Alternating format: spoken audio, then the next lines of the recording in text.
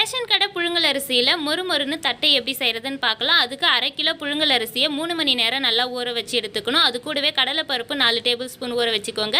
ஒரு மிக்சி ஜாரில் 1/2 கப் அளவுக்கு பொட்டுக்கடலை, 3 வரமிளகாய், கொஞ்சமாக சீரகம் போட்டு நல்லா ஃபைன் பவுடர் அரைச்சி எடுத்துக்கோங்க. 1/4 கப் வேர்க்கடலையை இது மாதிரி நல்லா தட்டிட்டு அதனோட தோல் எல்லாம் ரிமூவ் பண்ணிவிட்டு இந்த மாதிரி எடுத்து வச்சுக்கோங்க. இப்போ நம்ம ஊற வச்சிருக்க அரிசியை மிக்சி ஜாரில் சேர்த்துட்டு அது கூடவே தேவையான நல்ல உப்பு, கொஞ்சமாக தண்ணி சேர்த்துட்டு நல்லா கெட்டி பதத்துக்கு அரைச்சி எடுத்துக்கணும். மாவு வந்து இந்த அளவுக்கு கெட்டியாக இருக்கணும். இப்போ இது எல்லாத்தையும் ஒரு பவுலில் மாற்றினதுக்கப்புறம் அது கூடவே அரைச்சி வச்சிருக்க பொட்டுக்கடலை, இடித்து வச்சிருக்க வேர்க்கடலை, ஊற வச்சு வச்சிருக்க கடலைப்பருப்பு சேர்த்துட்டு வாசனைக்காக கொஞ்சமாக கருவேப்பிலை சேர்த்து நல்லா பிசைஞ்சுக்கோங்க.